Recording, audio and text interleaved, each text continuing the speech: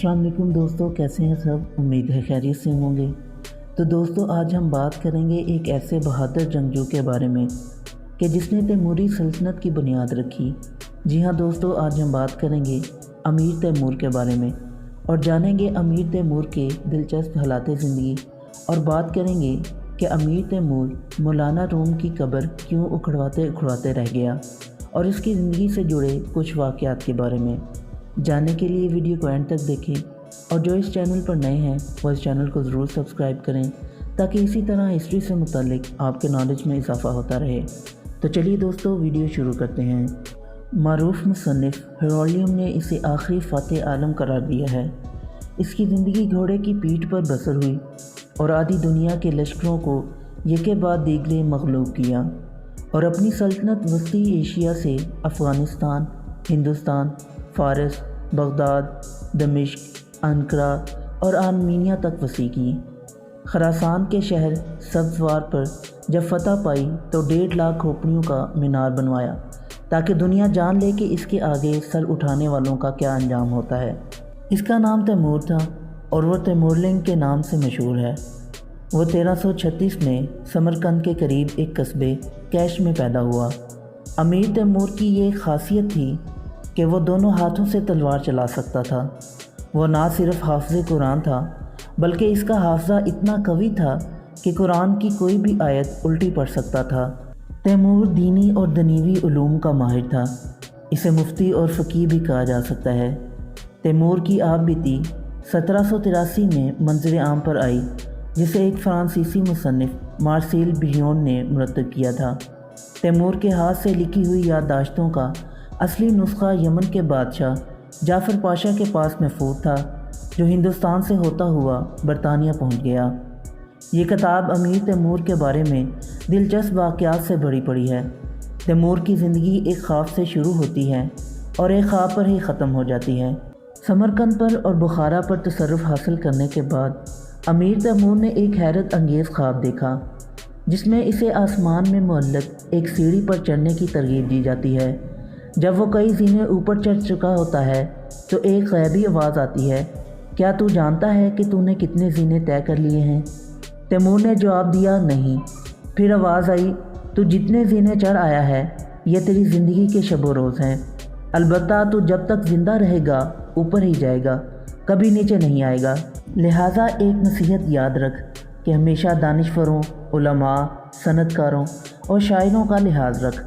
इन्हें इज़्ज़त और एहतराम की निगाह से देख, चाहे वो तेरे मुखालिफ ही क्यों ना हो, और ऐसे लोगों को हरगिज़ तकलीफ़ ना पहुंचा, खा वो तेरे दीन को ना मानते हों। तैमूर ने इस नसीहत पर अमल किया।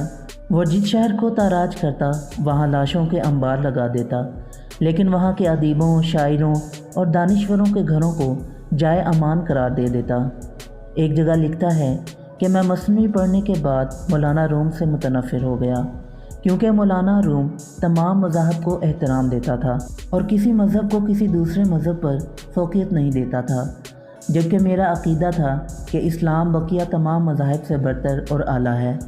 जब मैं कोनिया में दाखिल हुआ तो मेरे साथियों ने कहा कि मैं मौलाना रूम की कब्र ढा दूँ और इसकी हड्डियाँ कब्र से निकाल दूँ, लेकिन मैंने कहा तैमूर एक मुर्दे के साथ लड़ाई बुरी बात है और मैं मौलवी की कब्र ढाकर ख़ुद को रुसवा नहीं करूँगा।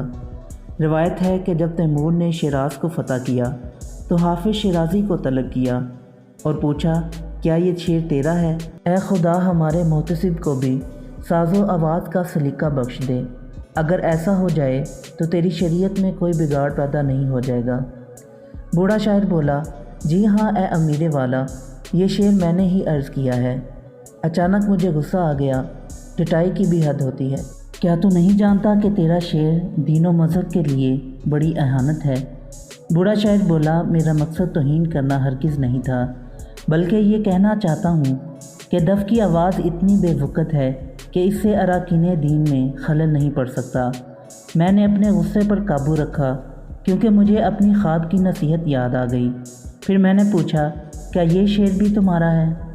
इस फ़ारसी शेर का तर्जमा कुछ यूँ है, अगर वो मेरा तुर्क शिराज़ी महबूब दिल से मेरा हो जाए तो मैं समरकंद और बुखारा को इसके चेहरे के स्याह तिल पर कुर्बान कर दूं। तैमूर ने हंसते हुए कहा, हद हो गई फ़याज़ी की, میں نے ہزاروں جانوں کی قربانی دے کر اور خون کی ندیاں بہا کر سمرقند اور بخارا کو فتح کیا، اور تم محبوب کے ایک دل پر نچھاور کیے جاتے ہو۔ جواباً حافظ شیرازی نے اپنے شیروانی کے بٹن کھول کر چیتھڑا نما قمیض کے جانب اشارہ کرتے ہوئے کہا، ہماری اسی بخشش اور دریا دلی نے تو ہمیں یہ دن دکھائے ہیں۔ حافظ شیرازی کے حاضر جوابی سے خوش ہو کر امیر تیمور نے اسے 1000 سونے کے سکے بخش دیے۔ اسی طرح امیر تیمور کا حلب کے عالم کمال الدین سے مکالمہ بھی بڑا دلچسپ ہے۔ امیر تیمور نے سوال اٹھایا، طوفان نو کب شروع ہوا اور کب اختتام کو پہنچا؟ کمال الدین نے جواب دیا، طوفان نو کے آغاز اور اختتام کی مدت معلوم نہیں، لیکن اس کی مدت 10 کروڑ سال تھی۔ امیر تیمور نے پوچھا، تمہارا مطلب ہے کہ حضرت نوح اور ان کے ساتھ دوسرے جانور 10 کروڑ سال تک کشتی میں رہے؟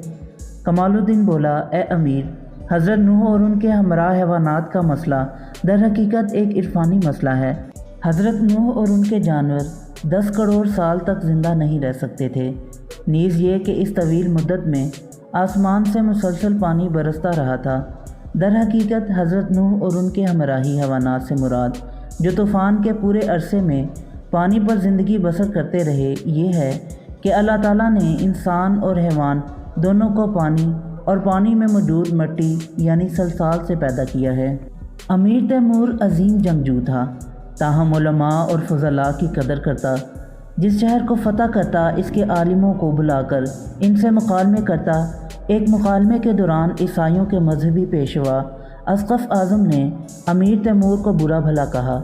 اگر وہ کوئی اور ہوتا تو امیر تیمور اس کی گردن اڑا دیتا، لیکن چونکہ وہ عالم تھا اس لیے امیر تیمور نے اسے سمرقند منتقل ہونے اور تاحیات مراعات دینے کی پیشکش کی، جسے اس نے قبول کر لیا۔ ایک روایت میں آتا ہے کہ تیمور نے جب دلی کا محاصرہ کر رکھا تھا تو ایک روز ہندوؤں کا روحانی پیشوا قلعے کے دیوار پر چڑھ کر تیمور سے مخاطب ہوا، اے امیر، تو اس وقت 63 برس کا ہو چکا ہے۔ اگر تو دلی فتح کرنے کا ارادہ ترک کر کے یہاں سے چلا جائے تو 94 برس کی عمر پائے گا، لیکن اگر تو اس شہر میں داخل ہونے پر بضد رہا تو تیری طبی عمر 70 برس ہوگی۔ تیمور نے اس کی سنی انسنی کرتے ہوئے محاصرہ جاری رکھا اور بالآخر دلی کو فتح کر کے تخت و تاراج کر ڈالا۔ حیرت کی بات یہ ہے کہ تیمور نے واقعی 70 برس کی عمر پائی اور 19 فروری 1405 کو اس وقت انتقال کر گیا جب وہ چین فتح کرنے جا رہا تھا۔ تو دوستو یہ تھی آج کی ویڈیو پسند آئی ہو تو لائک ضرور کریں اور میرے یوٹیوب چینل کو سبسکرائب کریں۔ پھر ملتے ہیں ایک نئی ویڈیو کے ساتھ، تب تک کے لیے اجازت دیں، اللہ حافظ۔